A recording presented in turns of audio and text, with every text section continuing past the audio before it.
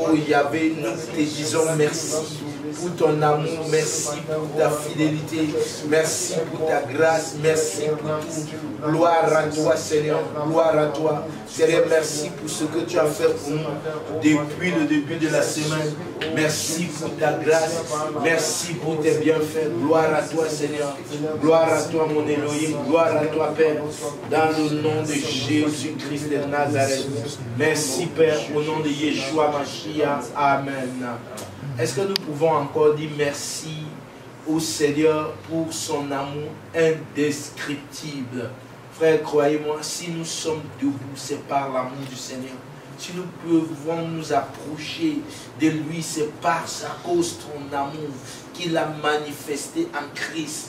Disons-le merci au nom de Yeshua. Adonai Père Seigneur, nous te célébrons ce matin. Nous te disons merci, Adonai Père Seigneur, pour ton amour indescriptible que tu as manifesté en Christ. Oui, en acceptant qu'il vienne souffrir, qu'il vienne mourir. Papa, tu as manifesté ton amour que tu avais pour l'homme en Christ. Tu l'as manifesté en donnant Christ à la croix pour qu'il puisse mourir pour nous. Seigneur, nous te célébrons. Nous te disons merci pour cela. Gloire à toi, mon Dieu. Gloire à toi, mon roi. Gloire à toi, mon El. Au nom de Yeshua Mashiach, Seigneur. Gloire à toi. Au nom de Yeshua Mashiach, Amen. Nous allons encore dire merci au Seigneur, oui, pour l'œuvre de la croix. Disons-le merci, parce que si tout ce que nous faisons aujourd'hui, c'est parce qu'un sang a coulé. C'est le sang de Yeshua qui a coulé. Disons, soyons reconnaissants pour ce sang qui nous a accordé la rédemption, qui nous a accordé son merveilleux don qu'il a donné à l'homme, son esprit. Disons le merci. Seigneur, nous te disons merci pour l'œuvre de la croix. Merci pour le sang précieux de Jésus-Christ de Nazareth qui a été versé à la croix pour nous. Seigneur, merci pour cet amour indescriptible que tu as manifesté à la croix pour que nous puissions être sauvés. Merci pour le sacrifice. Oh Yahvé, tu t'es voulu. Tu t'es donné en sacrifice pour que nous soyons sauvés. Tu t'es donné en sacrifice pour que nous puissions être libérés. Et nous te sommes infiniment reconnaissants pour le sacrifice de Yeshua. Merci Père pour ces sacrifices qui nous accordent la vie. Merci Père. Merci pour ton sacrifice. Gloire à toi Seigneur. Au nom de Jésus de Nazareth. Amen. On va commencer notre enseignement. C'est une longue série d'enseignements qui commence ainsi. Nous allons beaucoup enseigner. La Bible dira, l'Église a été bâtie par l'enseignement également des apôtres. C'était l'un des pans de ce ministère qu'on ne pouvait pas commencer sans avoir reçu également la révélation et le mandat du Seigneur. Pour enseigner, la Bible dit qu'il n'y a pas beaucoup d'enseignants parmi nous. Pourquoi? Parce que c'est un ministère très délicat, l'enseignement.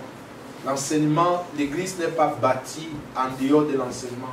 C'est l'enseignement qui bâtit, c'est l'enseignement qui rend un homme, qui fait des hommes. C'est l'enseignement qui nous amène dans les profondeurs de Christ, dans les profondeurs de la connaissance du Seigneur. Et la dernière fois, le Seigneur nous conduit. Nous avons commencé avec... nous avons commencé à parler de la création. Voilà. Nous avons commencé à parler de la création la dernière fois. Et nous avons parlé de comment est-ce que le Seigneur a fait pour créer l'homme. Quand nous avons parlé des trois de la création, nous avons parlé d'abord des choses qui ont été, la première chose que Dieu a commencé à créer. La Bible nous parle de c'est l'environnement. Les deux choses que le Seigneur a commencé à créer, selon Genèse, il nous parlera des deux choses. Il nous parlera du ciel. Il nous parlera également de la terre. Voilà les deux choses que notre Seigneur a commencé par créer. Et ensuite, quand la Bible parle des deux choses qui ont été créées, le ciel et la terre, et ensuite, directement, qu'est-ce qu'on fait? On ne s'attarde plus sur ce qui s'est passé au ciel. Parce que nous sommes sur la terre. Donc, comment est-ce que la vie a été développée sur terre? Et la Bible dira que la terre est devenue, puisque la Bible dira que tout ce que Dieu a créé était bon, mais plus tard, la terre est devenue informe et vide. Mais on nous parlera plus tard, dans les autres livres prophétiques, qu'on nous parlera pourquoi la terre était devenue telle informe et vide. Parce que tout ce que Dieu a fait à la création était bon. Et ensuite, la Bible nous a montré les différentes phases de la création, les premières choses qui sont venues à l'existence, comment Dieu a fait jusqu'à ce que, comment est-ce qu'il a fait pour que l'homme puisse venir à l'existence. Tout cela nous avons vu. Et nous avons vu également tous ensemble les différentes lois que Dieu a données aux hommes. On a parlé de combien de lois? Pour ceux qui ont copié, qui peuvent nous rappeler, on a parlé de combien de lois? Les différentes lois que Dieu avait données, pardon. Il y avait 4 lois. Est-ce que tu peux citer les différentes lois? La loi du péché et de la mort.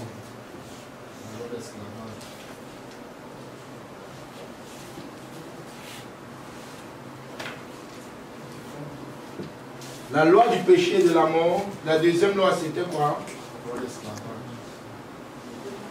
Hein? Esclavage de quoi? Cette loi est intervenue à quel moment? La première loi, c'était la loi du péché et de la mort, qui se trouve dans le livre de Genèse là-bas. Là où Dieu a dit à l'homme, le jour où tu mangeras ce fruit, c'est ce jour-là que tu mourras, tu mourras. C'est pour cela qu'on appelle la loi du péché et de la mort. Le péché, c'est la désobéissance ici. Et la mort, c'est quoi? C'est la conséquence du péché. La conséquence de la désobéissance. C'est pour cela qu'on parle de la loi du péché et de la mort. Et on a parlé de la seconde loi qui est intervenue après quoi? La seconde loi est intervenue à quel moment? La loi, ça c'est la première loi que Dieu a donnée à l'homme dans le jardin. Est-ce qu'on se souvient? Et ensuite, maintenant, la deuxième loi est intervenue à quel moment? C'est ce que je veux savoir.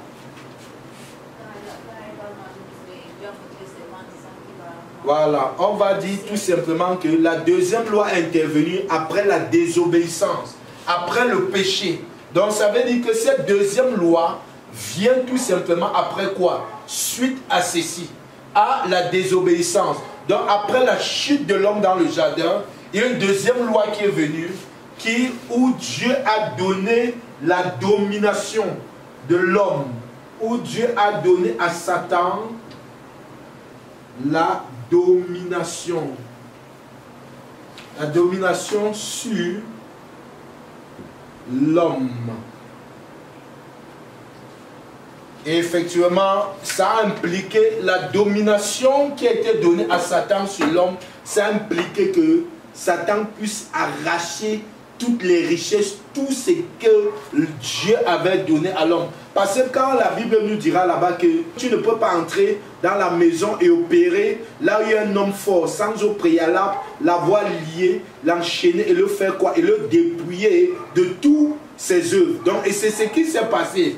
Dès lors que l'homme a péché dans le jardin, en mangeant le fruit, qu'est-ce qui s'est passé?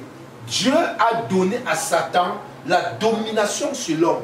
Qu'elle a dit à Satan que, puisque les hommes t'ont obéi, désormais je te donne l'autorisation de manger l'homme. Tu mangeras la poussière. Et la poussière là c'est qui? La poussière c'est l'homme. La poussière c'est tout ce qui vient également de la terre. Donc Dieu donnait de nouveau comme ceci l'autorisation au diable de prendre les possessions. Parce que tout ce que nous avons aujourd'hui, il découle de quoi? Il découle de la terre. Que ce soit le marqueur ci, ça découle de quoi? Ça découle, c'est ce qu'on appelle nos ressources naturelles. Que ce soit le tableau ci, ça découle de la terre. Que ce soit le bois, ça découle de la terre. Tout ce que c'est ça qu'on appelle les minéraux. Donc Dieu donnait au diable quoi? L'autorité sur la terre également, sur tout ce qu'il avait créé. Puisqu'il dit à l'homme que, il dit au serpent dans le livre de Genèse, ça va que puisque tu as fait ceci, tu seras maudit. Et ensuite maintenant, tu mangeras de la poussière. Le verbe, la parole de manger là, veut dire une forme d'autorisation sur la création. La poussière là, c'est la terre. C'est de là où l'homme a été tiré. Il dira que tu es poussière et tu retourneras poussière. C'est pour cela qu'aujourd'hui les hommes souffrent. Et maintenant, il y a eu la troisième. Après ça, il y a une autre domination qui est venue également. On se rappelle de la troisième loi, la vaine manière de vivre. Et cela ici intervient à quel moment? On a parlé de cela, c'est intervenu à quel niveau? Cette loi est venue à quel moment? Voilà, cette loi-là est venue également dans Exode, où Dieu a commencé à faire quoi? Il a commencé à punir l'iniquité des parents sur les enfants. Il y a la troisième loi qui est intervenue, la loi, la punition, voilà, des péchés des parents sur les enfants. Voilà. Et cette loi-ci intervient dans Exode. Avant ça, ceci n'intervenait pas. Chaque personne assumait ses péchés ici. Mais quand Dieu a ouvert la bouche, il a dit, dans Exode 20 là-bas, que désormais, l'homme, les péchés du père, dont les papas qui ont désobéi, les parents qui ont désobéi, Dieu dépose également cela sur les enfants. Et on a parlé ainsi, après cela, d'une quatrième loi qui était quoi encore? Après ça, on a parlé d'une quatrième loi, c'était quoi? Nos propres péchés.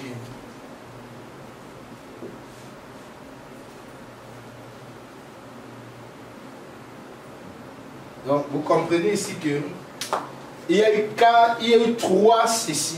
Avant que l'homme n'arrive, voilà ce que nous avons trouvé. Avant que nous ne venions sur la terre. Parce que nos propres péchés, ça vient après. Mais avant que nous ne naissions, tout homme qui naît déjà sur cette influence ici, sur la loi du péché et de la mort, naît sur la domination de Satan. La plupart naissent déjà sur la malédiction de Dieu, où lui-même il a maudit les parents, sur la malédiction où Dieu a libéré sa malédiction des péchés générationnels maudits des familles. Et maintenant, et quand toi-même tu grandis, le diable également te séduit, il te pousse à pécher également toi-même contre Dieu. Ton péché peut être l'orgueil, ça peut être ceci. Donc ce qui fait que l'homme face à 1, 2, 3 ne peut produire qu'une vie de péché. Donc l'homme face à toutes ces choses-ci, naissant sous une loi constante du péché qui l'attire tout le temps, naissant également sur une domination chronique de Satan, et naissant également sur une malédiction ancestrale, ne peut engendrer rien d'autre qu'en dehors du péché. Et donc c'est pour cela que nous devons avoir de quoi? Une grande compassion pour les humains, pour les pécheurs, pour ceux qui ne connaissent pas Jésus. Nous devons développer, au lieu de passer le temps à les condamner et à les critiquer, ce que nous devons faire, c'est de développer une compassion énorme pour ces gens-là. Pourquoi? Parce que tu ne peux pas vivre sur de telles lois, sur de tels jours, tu ne produis pas ça. C'est impossible. Tu ne peux pas être né avec une loi qui est au-dessus de toi. Tu ne peux pas être né en étant esclave de toutes ces choses-ci. Tu ne produis pas ceci. Ce n'est pas possible. Ce n'est pas possible que tu ne puisses pas produire cela. La conséquence sera cette vie-là, des péchés que tu vas également produire. Et maintenant, qu'est-ce que je veux que nous comprenions par là? Dieu, dans son amour indescriptible, a regardé lui-même de son trône de grâce. Il a regardé que l'homme face à ça, l'humanité face à cela, ne pouvait rien produire de bon. Et maintenant, c'est pour cela qu'il a engagé un plan pour faire quoi? Pour restaurer l'homme. Pour que l'homme puisse de nouveau avoir accès à Dieu. Et maintenant, la création ayant été infectée, ayant été déformée, parce qu'on dit que la terre est devenue informe et vide. Et maintenant, qu'est-ce que je veux ressortir ici? Je veux ressortir le fait que l'homme, de par ses propres forces, ne pouvait pas adorer le véritable Dieu. À ce niveau-ci, tu ne pouvais être que conduit pour pouvoir te retrouver, adorer un autre Dieu. Mais maintenant, nous allons voir ensemble comment est-ce que Dieu a fait maintenant pour pouvoir accorder le salut aux hommes. Dieu, dans son amour, a décidé de mettre sur pied un plan. Et c'est ce plan-là que nous allons garder à l'esprit, parce que l'objectif de tout notre enseignement va tourner autour de ces 4 points-ci. Ce qui s'est passé. Comment est-ce que Dieu a fait pour restaurer l'homme au travers, pour que nous sortons de cette domination si totale. Et d'où maintenant nous vient le plan que Dieu a commencé à développer pour le salut de l'homme, a commencé par un nom que Dieu a appelé au nom d'Abraham. Abraham, dont nous entrons ainsi dans une nouvelle ère, qui est l'ère de la promesse que Dieu a faite avec Abraham. Cette ère-là commence, elle est inaugurée avec Abraham. Et Dieu dit à Abraham dans le livre de Genèse 12, nous allons aller un peu très vite. Genèse 12, Yahweh dit à Abraham, va pour toi hors de la terre de ta patrie, de la maison de ton père, vers la terre que je te montrerai, et je te ferai devenir une grande nation. Ça, c'est la première des choses que Dieu promet à Abraham. Il promet à Abraham de devenir une grande nation. 2, il dit, et je te bénirai, et je rendrai ton nom grand, et tu seras béni. Donc tu vois, il reprécise encore la bénédiction. Donc la bénédiction vient ici en 2 reprises. La première des choses que le Seigneur lui demande à Abraham, il dit, je te ferai devenir une grande nation. Et c'est cette nation aujourd'hui qu'on appelle la nation d'Israël. Donc Dieu a choisi sur la terre, il a regardé parmi la terre. Il a dit, je vais choisir une nation sur laquelle je vais me révéler. Et à partir de cette nation-là, l'évangile partira de cette nation-là. Et mon fils, le Messie, viendra au travers de cette nation. Et c'est à partir de cette nation que l'évangile sera porté dans toutes les autres nations. Et c'est comme ça qu'il a choisi Abraham. Et au travers maintenant d'Abraham, il a testé Abraham, il a travaillé, où il a enseigné à Abraham sa pensée. Il a dit dans Genèse 17 là-bas, parce que ce n'est pas trop ça l'objet de mon message. Moi, je suis juste en train d'avancer pour entrer maintenant, plus tard pour entrer dans mon message. Quand nous allons prendre Genèse 17, on va réaliser que dans Genèse 17, c'est la première fois où Dieu fait une alliance avec l'homme. Il dira ici, Dieu dit à Abraham, Genèse 17, verset 9, il dit, pas faire une alliance où il devient le peuple de Dieu. Tu comprends? Il dira, j'ai dit encore à Abraham, pas, il avait déjà fait les alliances avec Noé. Voilà. Mais ici, ça c'est la première fois où il fait l'alliance, où il devient le Dieu des hommes. Tu vois, il a fait l'alliance avec Noé, mais il ne s'est pas révélé à Noé comme étant le Dieu de ce peuple-là. En disant à Noé que Noé, non, désormais je deviens le Dieu, ton Dieu, et le Dieu de tes enfants. Non, ce n'est pas comme cela qu'il s'est révélé. Mais il s'est révélé à Abraham en disant à Abraham que, il dit, Genèse 17, verset 9, Dieu dit encore à Abraham, tu garderas donc mon alliance, toi et ta postérité après toi, selon leur génération. C'est ici l'alliance entre moi et vous, et entre ta postérité après toi, que vous garderez. Tout mal parmi vous sera circoncis. C'est là où le Seigneur donne la loi de la circoncision. Il dira que tout mâle sera circoncis et vous les circoncirez la chair. Et cela sera le signe de votre alliance. Voilà. Et ici maintenant, voilà le thème de l'alliance, c'est quoi? Parce que l'alliance, c'est quoi? C'est comme un pacte. Comme l'alliance, c'est comme un pacte. L'alliance, c'est comme un contrat qui est établi entre deux personnes. On peut faire des alliances entre nous les hommes. Comme par exemple ma femme et moi, on a une alliance. Parce que notre alliance, c'est notre alliance de mariage qui nous unit, où elle a des obligations. Et moi également, j'ai des obligations envers elle. Tu vois. Et maintenant, tu peux avoir une alliance avec ton patron. Tu peux avoir une alliance avec la société qui t'emploie. Bon, dans lequel tu as des obligations. Également, eux aussi, ils ont des obligations. Et maintenant, quels sont les thèmes de l'alliance? Parce que ici, ça, c'est le signe de l'alliance que Dieu avait donné à Abraham. Et maintenant, le thème de l'alliance, c'est ceci. Il dirait ici, voici les thèmes d'alliance. Genèse 17, verset 7.